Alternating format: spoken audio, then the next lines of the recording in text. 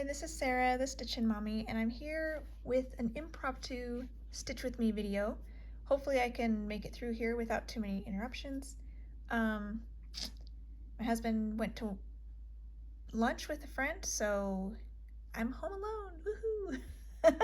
Doesn't happen very often anymore. I'm working on the Frosted Pumpkins Under the Sea Club. This is what's out so far, and I have the top border and this part left to stitch. So I am supposed to work on Knitting Woman today, but I already had a Stitch with Me with that one. So I figured let's go ahead and pull this one out. Variety is the spice of life, and I do want to get caught up on this anyways. I'm stitching this on 25 count fabric. It's like a medium blue. I don't know what it is. It was just in my stash. And as I've shown in other videos, I stitch with the fabric rolled up. I'm doing this 1/1 full cross, and I've already started this string, so I'll just stitch. I'm working on filling in this top border with this third color. I am doing a color conversion, in case you haven't been paying attention to my regular videos. This top border is meant to be, there's like a variegated thread. I think it's variegated in the actual, yeah, that is, this variegated, this floss is meant to be one of the variegateds, this kind of one that goes around here. This one that I have for the anchor is charted to be a lot darker, and I have gone with Limited Edition Color and Cotton for my variegated and Tropical Wonder by Victorian Motto for my solid, because I thought it worked really well together with this, as well as the Deep Blue Sea, which is the water color, which is called for. So I thought that was a nice gradient. It kind of flows together. So even though this one is not as dark as what was called for, I felt like it worked well, and it kind of gives this border kind of a monochromatic feel a little bit more than was originally intended, which maybe will help it recede a little bit and not be as busy. I don't know, we'll see. Needless to say, I'm not changing it. Long story short, because this is a variegated thread, I am stitching 1x at a time to maximize the variegation. You don't have to do that, but that's how I like to do it because I like the variegation. And the camera is right in the way where I normally pull my thread, so we'll see. Hopefully I don't bonk it. I thought today, I was trying to think about what I should talk about, because you don't really need any instructions for stitching X's. I do, when I stitch 1/1, I don't tend to have any trouble with the thread slipping, just because I don't have a very tight tension. So if you do have a tight tension, I believe one of the tricks is to do the stitches 1x at a time. So that's something I've heard.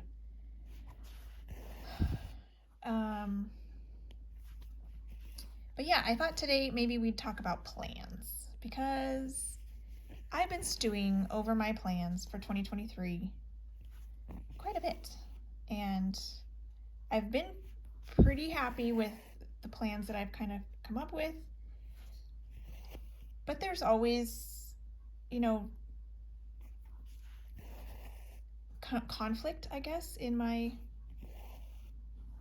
mind about what I should focus on. And my current plans have me doing one, let's start in the middle of this bubble. Nope, I guess I can do that. My current plans have me working a little bit on all of my projects, which tends to be my default, that I like to do that, and so I think I'll probably end up with that. I know it's not conducive to finishing things. That's the problem that I'm running into, because I know in order to whip down, which I would like to do, I need to finish some things. But if I'm only stitching on things for a couple days in the course of a year, I'm never going to finish things, and I'm still going to want to start a few things, so that doesn't really go together very well. And so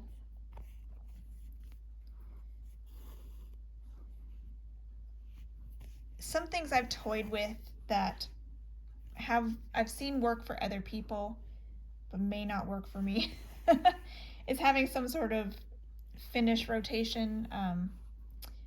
Brian Blitzstitch does this, where he works on a focus piece for a week, I think is what he does, and then he goes to another piece in his set of projects. Then he goes back to his focus piece, and then he goes to another piece, and then he goes back to his focus piece. So his focus piece is getting consistent attention, and then he's rotating through all the rest of his projects. That's a consideration I've thought about. I'm just not sure.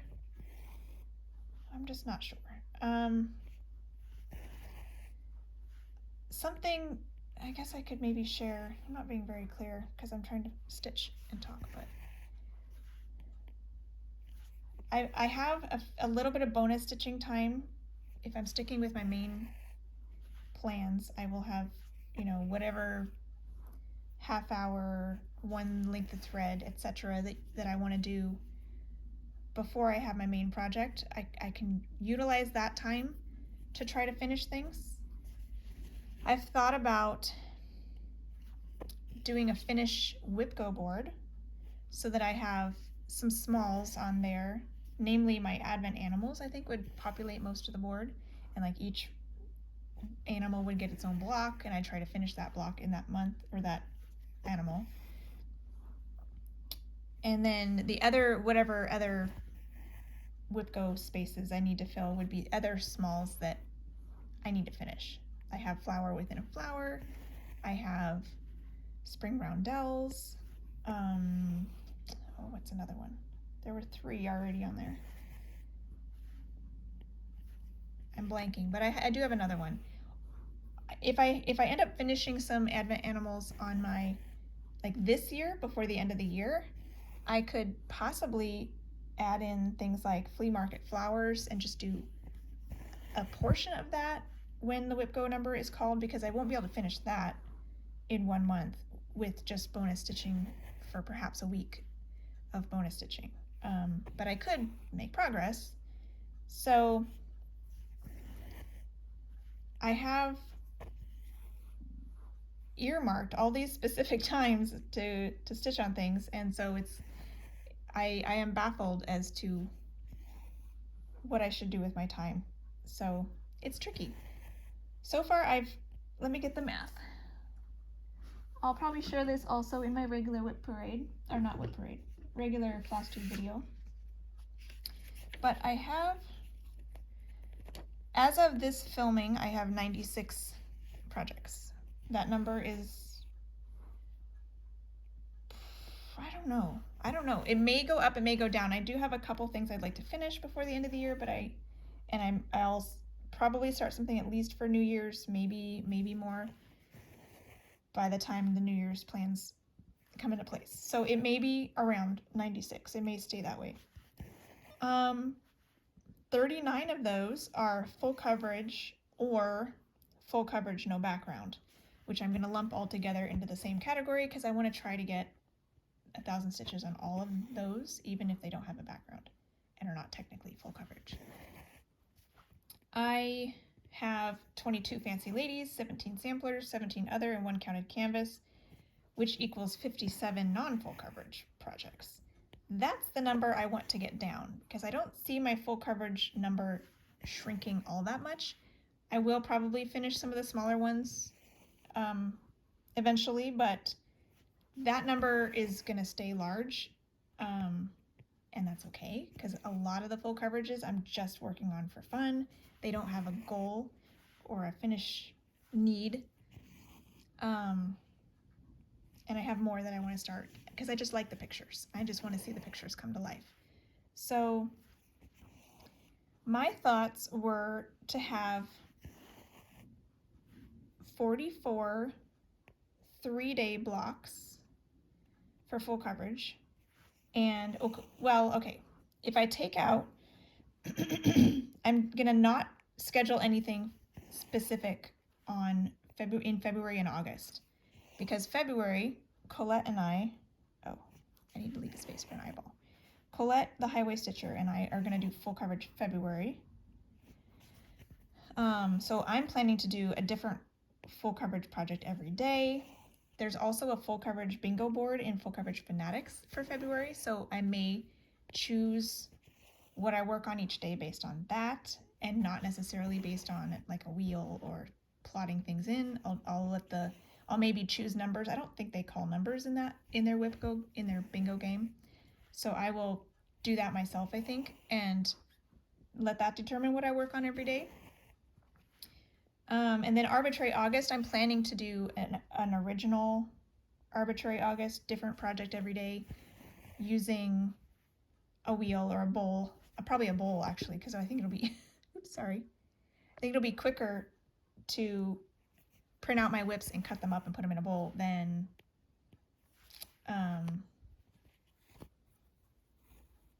to type everything into a decision wheel. So I think I'll do an old school Arbitrary August, which will include everything I have, which I think is going to be super fun. It's been a while since I did that.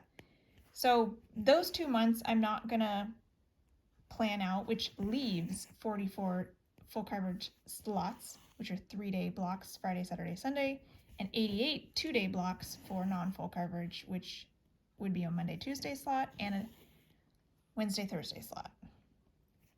So given that, I have room to work on all my full coverages at least once and all of my non-full coverages at least once, multiple times probably. So I do have some room to wiggle. I do have room to make sure, seasonal pieces get their due in their season. So I'm really happy about that. It seems like it will be enough room, enough flexibility to be able to play and participate in challenges, as well as making sure everything gets touched. So I'll keep a list and just check it off once I've done it to make sure that if I'm needing to fill in a new month, then I need to see what I have left, things like that. So I like it. The more I'm looking at it now, I do like it because it does look like I have wiggle room. I have 57 non-full coverage projects and 88 slots. So potentially I could stitch on the same thing for 4 days in that week instead of 2 and get a longer chunk, on a larger non-full coverage piece. Or something like the Celtic Ladies sampler, I could work on it 4 times in the year, one little chunk per season, so I could work on a different quadrant. Same with the colors of the seasons, I could work on that 3 times to try to get the different seasons worked on. So there's options for playing with that, as well as 44 full coverage slots and only 39, possibly 40. I have a little bit of wiggle room to be able to add in new starts or do extra ones or extra rotations. But like I said, the problem with that is I won't necessarily see finishes this way. So that's why something I was thinking about is maybe focus on using my bonus stitching time as a finish time. So I have my letter fairies. I was planning to do my bonus stitching with just letter fairies and Mill Hill Monday. However, let's make sure this is right. I'm looking, it's hard to see what I'm doing, but so far I'm doing okay, I think. However, I realized maybe I could do 1 week a month on my letter fairies, and then the other 1 week a month each on a Arbitrary August, not an Arbitrary August, what am I saying? On a whip go piece. If I have 2 Advent animals get called, I could spend 1 week on my bonus stitching would be a letter fairy.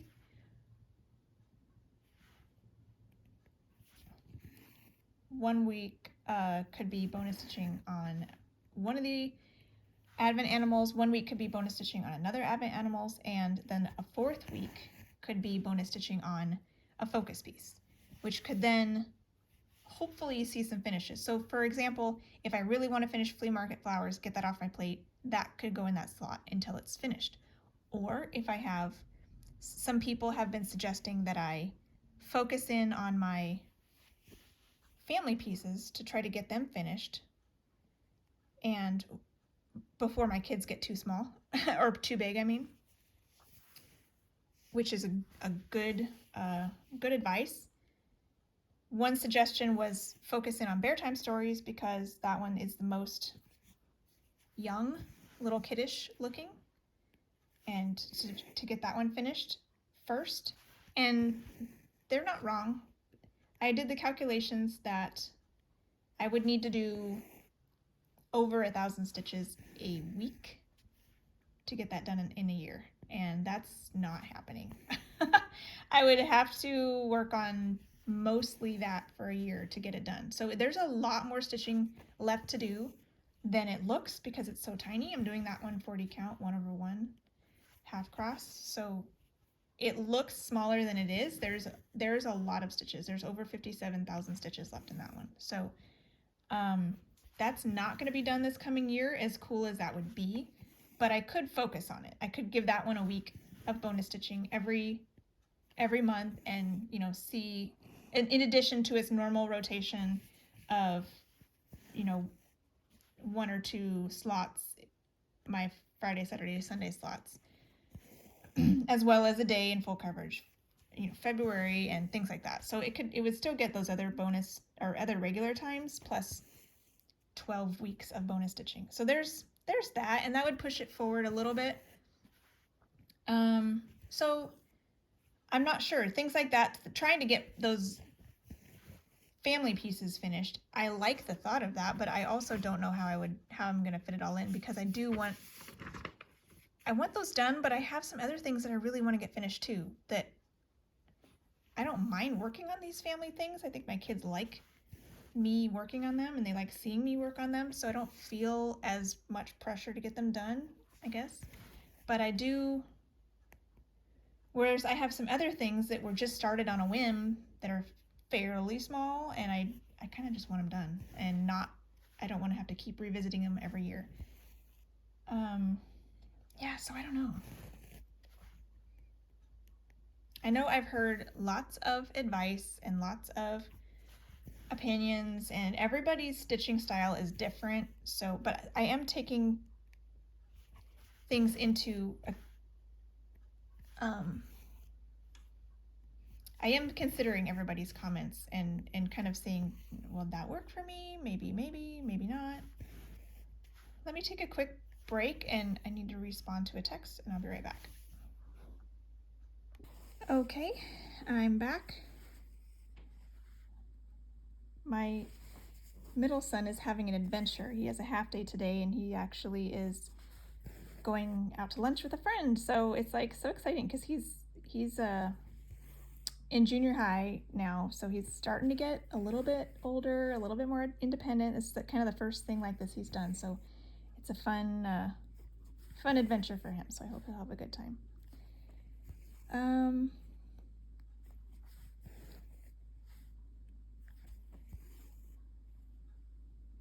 Yeah, with my plans, there was some full coverage fanatics challenges have come out, which I didn't do a whole lot with. I didn't really do anything with them this year. I'm planning to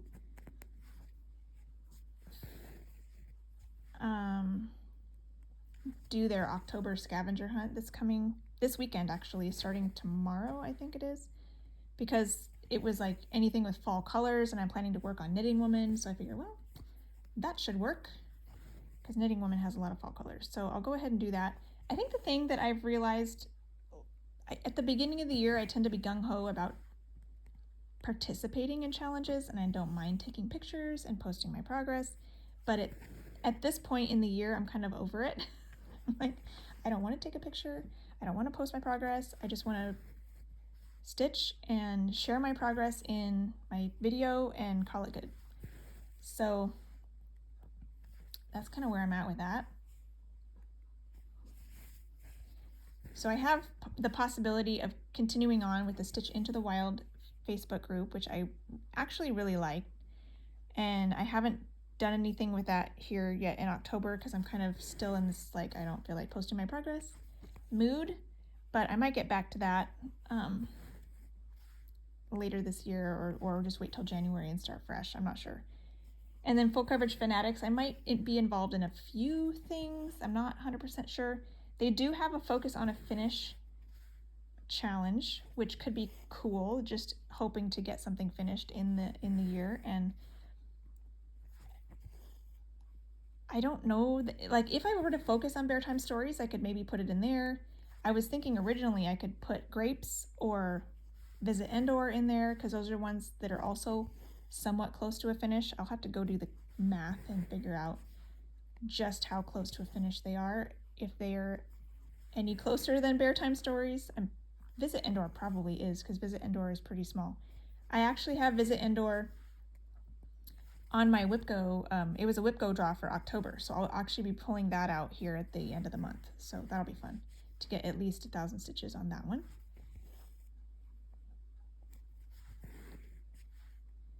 So that's a possibility to work on. They have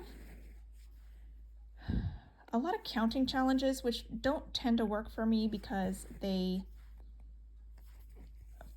want a lot of stitches on one piece. And since I tend to bounce around, that doesn't really work so much.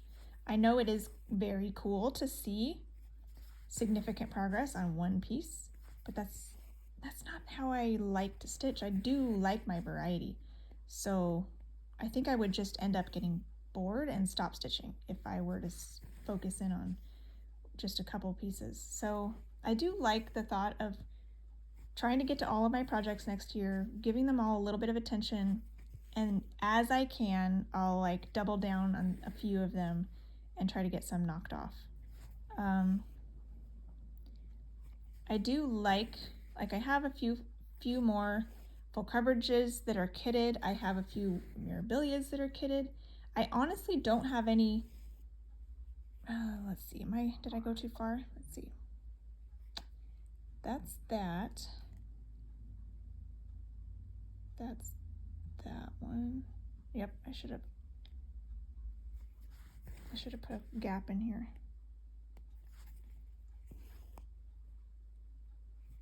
Unstitching time.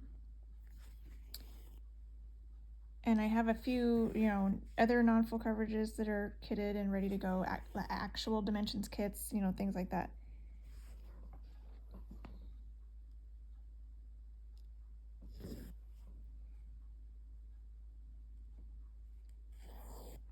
But I honestly don't have any desire to start anything except for my full coverage. I get a little bit like wistful when I see my Mirabilias in there with their fancy fabric kitted up all ready to go, but I have so many fancy ladies right now that it's just like not a priority in my mind. But for some reason, and maybe it's Pattern Keeper's fault, because Pattern Keeper makes it so easy to work on things that I feel like it's not a chore to get something out and start new things if it's in Pattern Keeper. So my full coverage pieces, I'm thinking, ooh, when can I start that? When can I start that? I want this one on the go already. Do I have fabric for that one? Like, I'm way more excited about starting full coverage than I am about anything else. So that doesn't bode well for the number of projects I have because, as you know, it takes longer to finish those. All right. Yeah, maybe I'll just go all the way down and then come back to do the little motifs.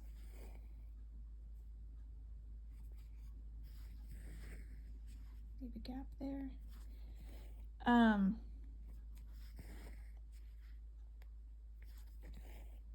don't know where I was going with that. This is a very scattered video. I don't even know if I'll post it. I probably will, just because you guys don't care if I ramble.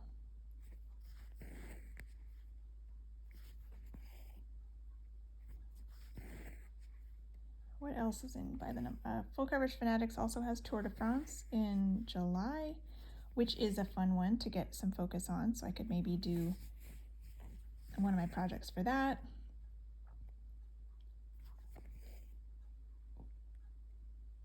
the problem with Bear Time Stories and Visit Endor, which are both family pieces that would be nice to be done sooner than later, they are both half-stitch projects, so then I feel like it's harder to participate in Full Coverage Fanatics because I have to double everything that I do.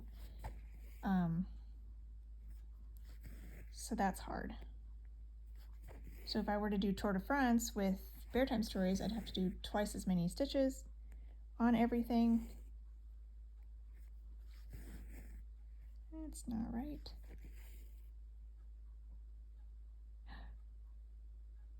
Oh.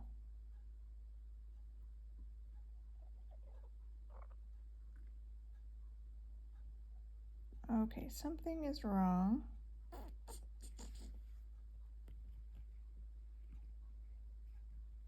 I miscounted.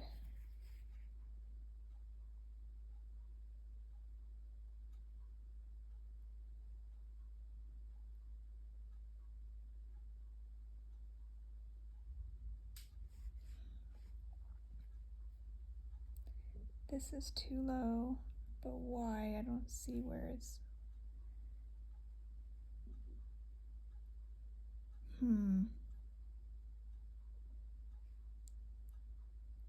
That's even.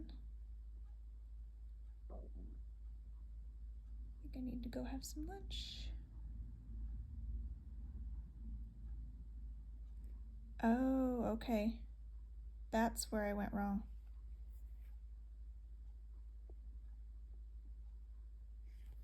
Okay.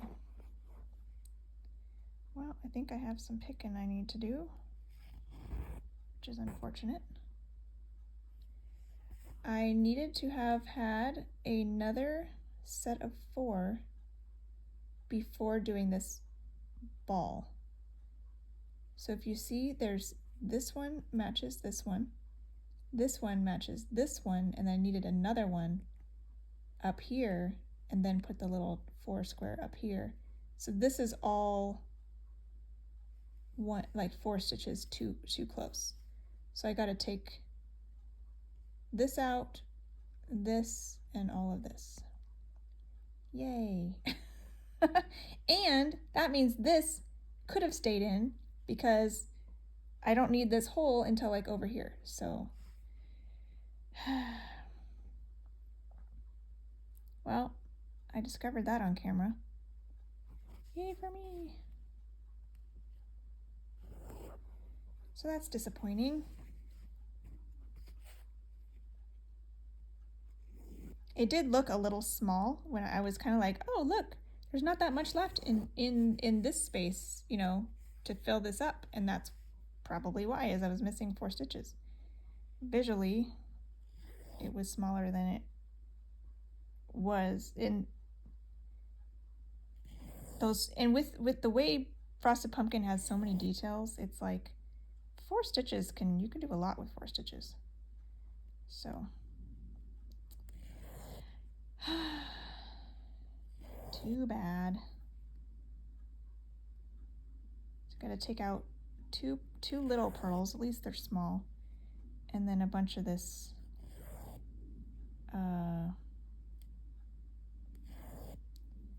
of the variegated thread that's down here.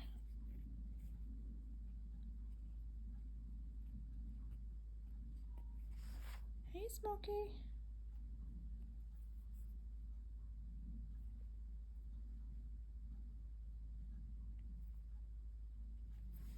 I have a knot, which is going to make it hard to pull this out. I might just have to cut this and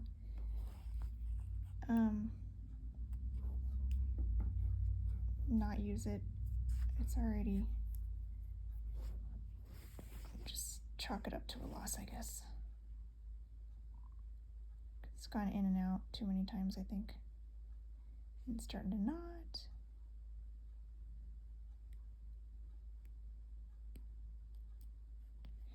All right. Well, I have this little tail. Pardon me. So I'm going to go ahead and show you what I do when I play thread chicken. I put the needle in like that. I push it all the way in, close to the, I lick it.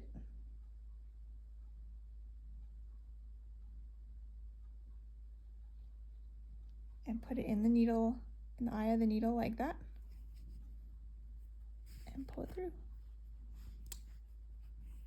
And it's all, there's still technically a little tail there I can cut off.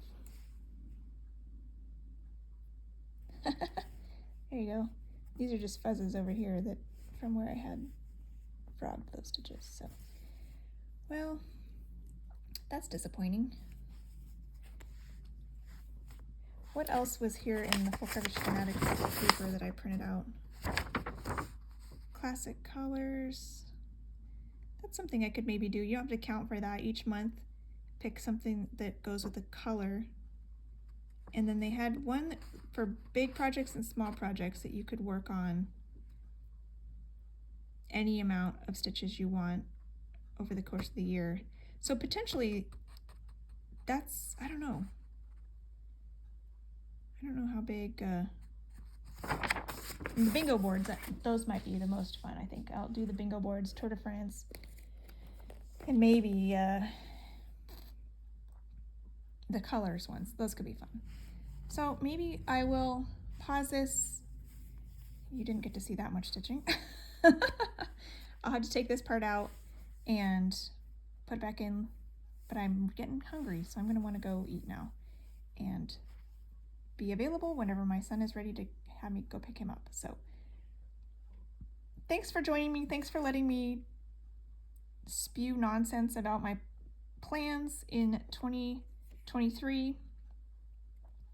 It was probably clear as mud, and I'm sorry for that. I'll probably try to explain it again better in my update video this coming week. And if you have any thoughts, feel free to chime in, keeping in mind how you've observed my stitching style to be, because I'm not a monogamous stitcher. I feel like if I try to focus on something too much, I will lose steam on it. So keep that in mind. I do love the variety. If you feel like this plan to have basically 3 projects a week, 2 non-full coverage, 1 full coverage, and be able to touch everything in my whip stash, if you think that seems like a good fit, feel free to chime in. If you feel like you have some, suggestions, constructive criticism, whatnot, feel free to share that too. And I will enjoy kind of mulling over whatever you guys say and see what I can continue to come up with to fine-tune this as I get closer to the new year. So with that, I hope you have a wonderful rest of your day. Enjoy what you're working on, and hopefully you don't have to frog. Hopefully I took it away from you. With that, happy stitching. Bye.